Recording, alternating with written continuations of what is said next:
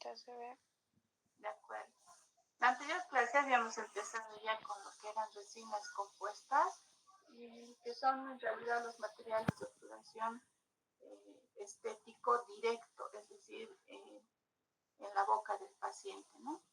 El nuevo paradigma, habíamos dicho que ahora las cavidades, o en resumen, ¿no? Las cavidades se concentran en ser más pequeñas, no en las clásicas cavidades que estamos haciendo en el laboratorio. Sin embargo, para empezar a realizar las actividades de una obturación, siempre es bueno empezar en una cavidad clásica donde podamos nosotros aprender lo que es una retención, un piso, una base, ¿no? Entonces, estos materiales, los estéticos, denominados resinas compuestas, ¿no?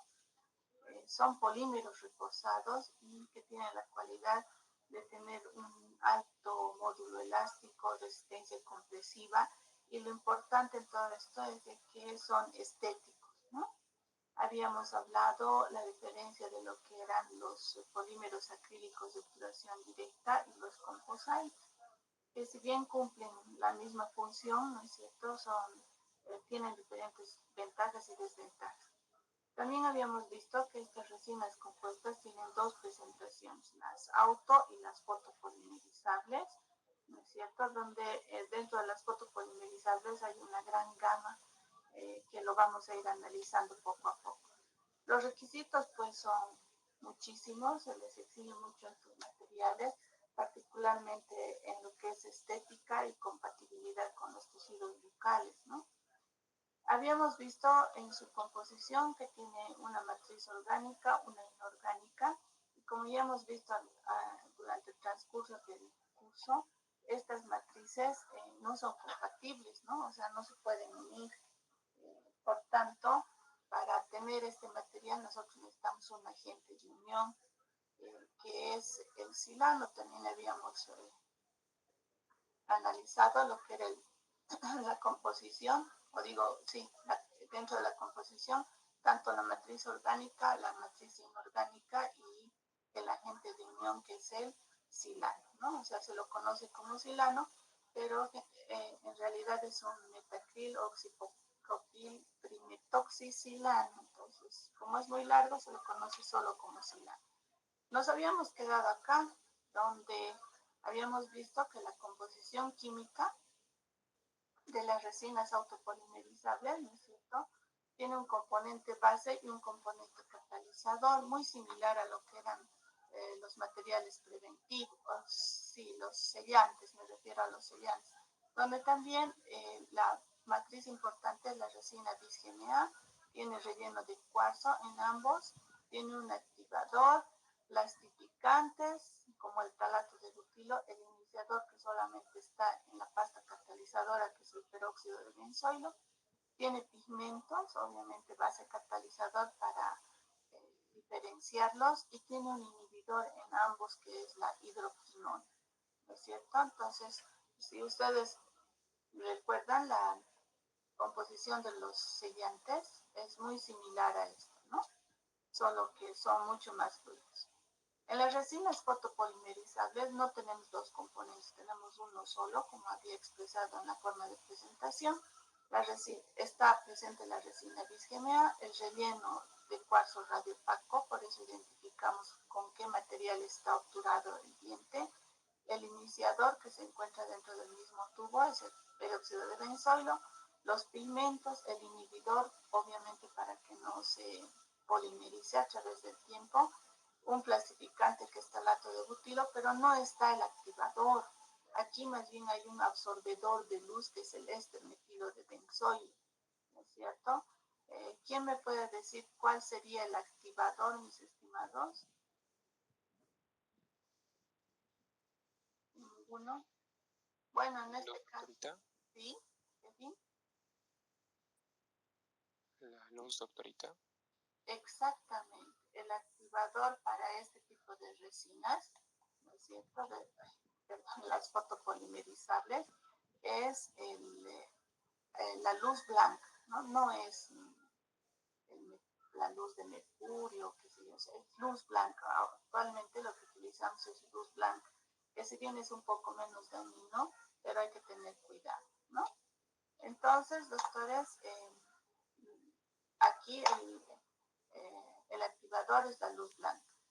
Vamos a volver a hacer el análisis que habíamos visto en materiales de prevención sobre cómo se activa esta reacción química, ¿no? Entonces, sea el activador químico, la mina terciaria o la luz blanca, este, que es un activador, va a ir a buscar al iniciador. Una vez que lo encuentra el peróxido de benzoilo, lo divide en dos radicales activos, el penilo y el benzoico, ¿no es cierto? Y en este momento entra en acción el inhibidor, que es la hidroquinona, ¿no es cierto? Envenenando a estos radicales para que nos dé tiempo de trabajo, particularmente cuando es autopolimerizado, ¿no? Después, una vez que se acaba el inhibidor, entonces estos radicales van en busca de los monómeros, abren sus dobles enlaces terminales y este abrir el doble enlace terminal hace que cada monómero se agarre de su manito para que me entiendan, ¿no es cierto? Se unan y formen grandes cadenas de polímero, que es lo que nosotros buscamos. A esto se une el agente de cadenas cruzadas que va a ir a reforzar sus propiedades, ¿no es cierto?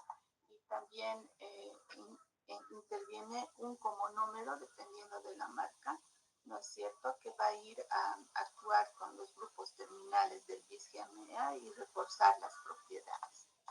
Bien, entonces, como han visto, la reacción es muy parecida a la de los sellantes, algunas diferencias. Sin embargo, la química es la misma, ¿no es cierto? Sigue habiendo una polimerización. Bien, ¿cómo se clasifican estas resinas compuestas? Seguro que los que ya han leído el tema, como les mencioné antes, han visto de que tenemos diferentes tipos de clasificación. Una es la que se efectúa en la forma en la que polimeriza, más o menos ya tenemos idea con la reacción química que hemos estudiado. Otra, su composición polimérica, que es la que menos les gusta estudiar, ¿no es cierto? Y finalmente la clasificación cronológica, es decir, a medida que pasan los años van apareciendo nuevos sistemas y o tipos de resina compuesta o de material de obturación estéril. La forma en la que se efectúa la polimerización, ya les había adelantado, es la química o la de fotopolimerización, ¿no? O sea, autopolimerización o fotopolimerización. De acuerdo a su composición polimérica, entonces, ¿cuál es el principal componente? Las primeras fueron las resinas bis-GMA, las segundas ya fueron modificadas con el dimetacrilato uretano, y las últimas que tenemos, ¿no es cierto?, ya son resinas compuestas de cianoacrilato, o sea, un poco se ha dejado de lado la resina bis-GMA para mejorar sus propiedades, ¿no? Entonces tendríamos esas tres clasificaciones de resinas de acuerdo a su composición polimérica o el principal componente, ¿no?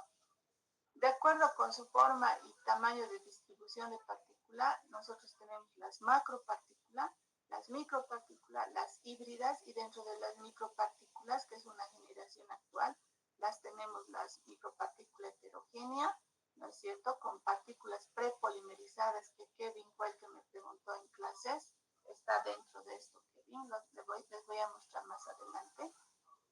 La micropartícula heterogénea, ¿no es cierto?, donde las partículas prepolimerizadas ya son esféricas, ¿no? Y la micropartícula heterogénea, que son complejos de partículas, o sea, ya son acúmulos más grandes, donde vamos a ver ahí las nanopartículas, ¿no? Entonces, para que tengan una idea de cómo es, las macropartículas, en realidad esto está haciendo distinción a la matriz inorgánica, no a la orgánica, ¿no? Entonces, la parte inorgánica, el relleno, tiene partículas grandes, por eso se llama macropartícula. La micropartícula, partículas pequeñas, ¿no? Y las híbridas es un intermedio entre las dos anteriores. Cada una tiene sus ventajas y desventajas, pero no siempre podemos tener todos los pacientes requeridos para cada uno de ellas, ¿no? Cada una de ellas, ¿no? Entonces, lo que se ha buscado es tratar de obtener una resina que pueda adaptarse a cada una de ellas. ¿A qué me refiero? Por ejemplo, las macropartículas están diseñadas para posteriores, no tienen muy buen acabado y pulido, ¿no? Pero tienen muy buena resistencia. En cambio, la micropartícula tiene un excelente acabado y pulido, pero no tienen resistencia. Y la híbrida es un intermedio, solo que habría que analizar al paciente en cuanto al biotipo facial y las características de masticación que tiene para poder optar por un tipo de resina, ¿no? Entonces, de acuerdo a eso, es lo que se va realizando todo eso. La clasificación cronológica, que es la que más nosotros usamos, está basada en generaciones. Entonces tenemos la primera generación, que es macropartícula, la segunda generación, que es micropartícula, y estas dos generaciones, si bien las vamos a estudiar un poquito, es como un poco de antecedente e historia, porque se han ido dejando de lado, ¿no? Al aparecer mejores resinas. La tercera generación son las partículas híbridas, y desde ahí tenemos una gran variedad en el comercio. La cuarta generación, que es la que tiene relleno o refuerzo cerámico, donde entra la nanotecnología y lo que habíamos hablado de los tipos de aglomerados. La quinta generación, que es la técnica indirecta, o sea, se hacen tallados y luego se reemplazan desde metal o acrílicos con resina, ¿no? Y la sexta generación, que es la microhíbrida o contemporánea. Sin embargo, tenemos una séptima generación, que son los polividrios o cerómeros, ¿no? Que se están utilizando actualmente. Pero como les digo, a partir de la tercera generación la seguimos utilizando dependiendo de las necesidades de nuestro paciente particularmente, ¿no? Entonces, vamos a hacer un repaso de esto. La macropartícula tiene en su composición una matriz orgánica del 30%. Fíjese usted, ¿no es cierto? Le he dicho que es a partir o tomamos esta clasificación de macro-micropartículas en dependencia del relleno inorgánico. Entonces, fíjese que la matriz inorgánica aquí es un 70%, ¿no? Su tamaño son de 8 a 10 micrones, son grandes. Ya no se encuentra en el comercio, como les he dicho, porque era muy específico y además de que como venía solo en autopolimerizable, entonces no teníamos gama de colores, ¿no? Las micropartículas tenían, perdón, tenían muy buenas ventajas, como les digo, si ustedes se fijan, las macropartículas, disculpen, sus propiedades mecánicas eran lo mejor que tenían. Sin embargo, como ya había adelantado, no se puede pulir, entonces tenía una deficiencia óptica, ¿no es cierto? Se veían rayones en la resina. Sin embargo, los usábamos, ¿no? Pero solo que había que cambiar cada cierto tiempo porque lastimosamente esos rayones hacían que absorba muy rápido, ¿no es cierto?, los pigmentos de las comidas. Eso es terrible para la resina. Por tanto, una resina siempre tiene que estar bien acabada y pulida, ¿no? Eso hay que tomar muy en cuenta. Las de micropartículas, fíjense en su composición, ¿no es cierto? La matriz orgánica ha subido, la inorgánica casi se ha mantenido en relación a la anterior, solo que el tamaño de las partículas realmente ya eran pequeñitas, ¿no? Y en algunos casos venían prepolimerizadas. Entonces, tenían excelente estética, alto grado de pulimiento, ¿no es cierto? Realmente se veían divinas, ya no eran radiopáticas, eran radiolúcidas, pero sus propiedades mecánicas cayeron por el suelo, entonces cualquier mordida muy fuertecita o ligeramente ya rompía no solo la resina, sino a veces el diente, porque se catapultaba como una cuña, ¿no?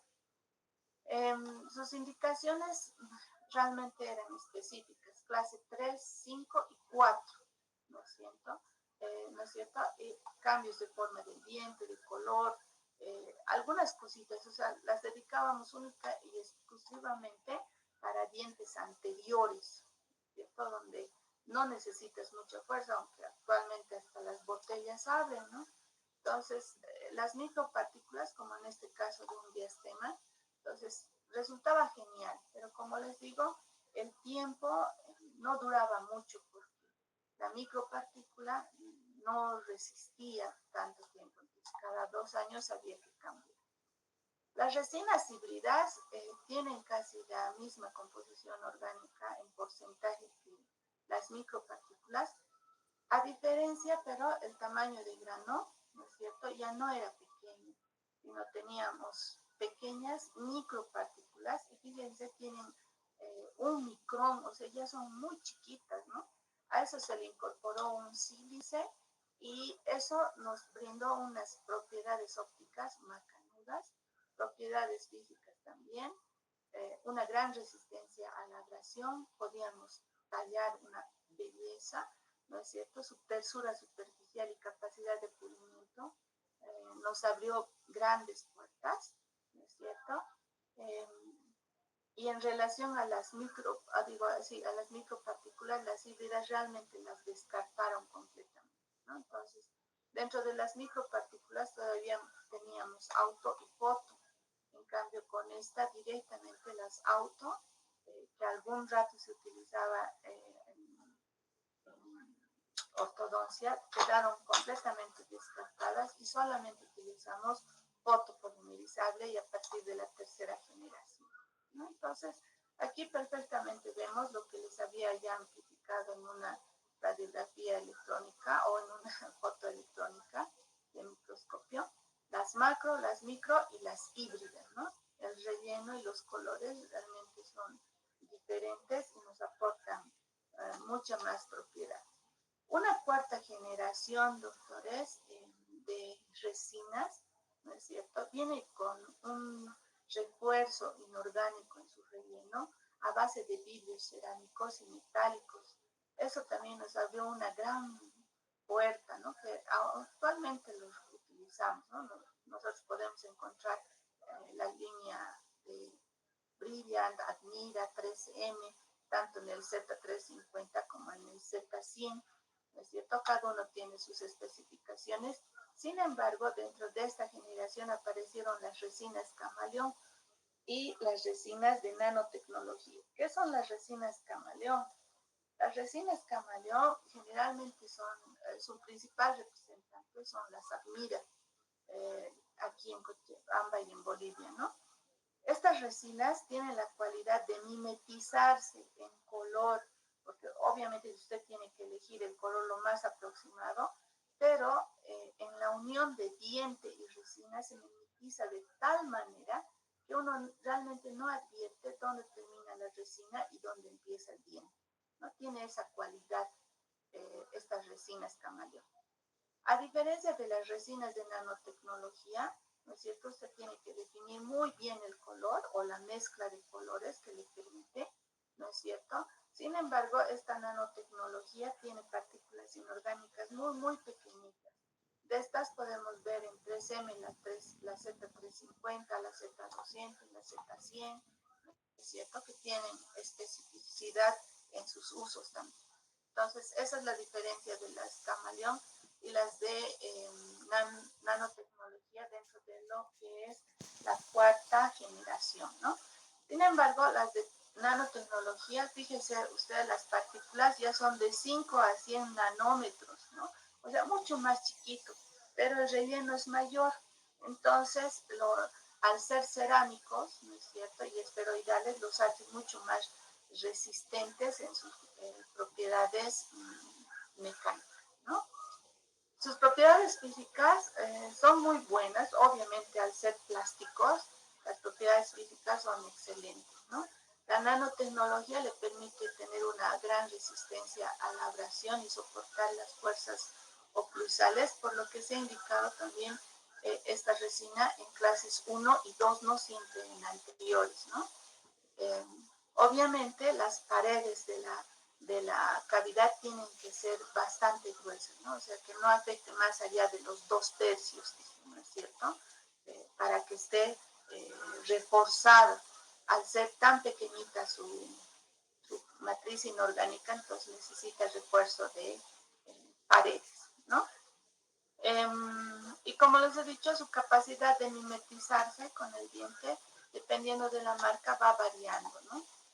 Eso sí, hay que tener cuidado en el recambio de no desgastar más allá de lo necesario. En esto también vamos a encontrar los nanoclústeres. ¿Qué son los nanoclústeres, no? Ahí va un poco tu respuesta, Kevin, pero vamos a ver también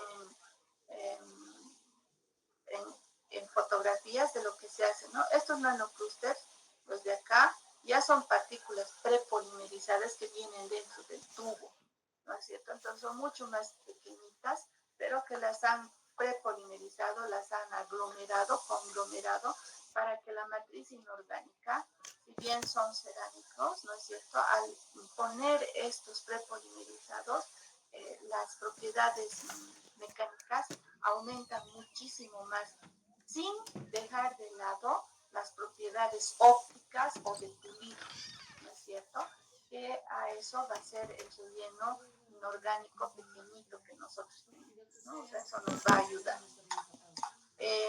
Entonces, fíjense, los nanómeros son tan pequeñitos que nos ayudan a la parte óptica, y los nanoclúster, que es la aglomeración de estos, ¿no es cierto?, polimerizados, nos van a ayudar a las propiedades mecánicas, ¿no? Entonces, por eso la nanotecnología ha adquirido un gran impulso, ¿no es cierto?, donde vemos una matriz orgánica que está reforzada, pero también la matriz inorgánica no deja de lado, ¿no?, al haber tenido ese cambio con los nanoclústeres y la nueva nanotecnología. Las resinas de quinta generación, doctores, ¿no es cierto?, son las resinas que nosotros utilizamos para hacer, recuerdan la práctica de cera, en vez de hacer con cera y tallar y luego convertirlo en metal, ¿no es cierto?, de la cera azul al metal, ¿no? Entonces acá directamente podemos tallar con la resina de quinta generación. Entonces nos permite moldearlo, polimerizarlo fuera de la boca, pulirlo fuera de la boca, adaptarlo fuera de la boca. Y una vez que esté con los requerimientos que nosotros querramos en el modelo, ¿no es cierto?, lo vamos a llevar a la boca, ¿no es cierto?, a adaptar como si fuera una restauración completamente indirecta. No si fuera, es una restauración indirecta, pero con las resinas de quinta generación, que son la técnica indirecta. Las resinas de sexta generación contemporáneas o microhíbridas, doctores, ¿no es cierto?, combinan la resistencia de un híbrido, ¿no es cierto?, con el pulido del microrelleno. O sea, están mejorando todavía mucho más lo que es la nanotecnología, ¿no? Entonces, el tamaño de la partícula ya es microhíbrida, ¿no es cierto? Su característica de esto principalmente es la esteticidad. Cuanto más pequeña es la partícula, las propiedades ópticas y de pulimiento son mucho mejores, ¿no es cierto? Sin embargo, está indicado tanto en anterior como en posterior. Aquí podemos encontrar, por ejemplo, a la 3MZ250, a la tecnología Brilliant, ¿no es cierto? Eso lo encuentran en Gidesa, Alerculite, que son resinas que responden a la cronología de sexta generación, ¿no es cierto? Estas resinas contemporáneas o microhíbridas, ¿no es cierto?, si bien tienen esta gran resistencia, tienen una cualidad muy, muy importante, que es la fluorescencia. Por eso se la utiliza mucho en dientes anteriores. ¿Qué quiere decir la fluorescencia? Que con la luz blanca o las variaciones del espectro de luz, esta resina no se pierde. Fíjese acá en el lateral, ¿no es cierto? Antiguamente, cuando los reparábamos con resina y eran iluminados por la luz blanca, particularmente de las discotecas, ¿no es cierto?, se perdía completamente. O sea, parecían, nuestros pacientes parecían de Halloween, ¿no? O sea, perdían los dientes ahí y nadie quería sonreír ni quería que estén bajo esto, ¿no es cierto? Entonces, este tipo de resinas, ¿no es cierto?, las de sexta generación, tienen esta cualidad de tener fluorescencia, o sea, ya no aparecen así chimotrupios, para que me entiendan, ¿no es cierto?, sino que más bien esta sexta generación ¿no? Hace que se vuelvan del mismo color brillante como el esmalte de la resina del diente.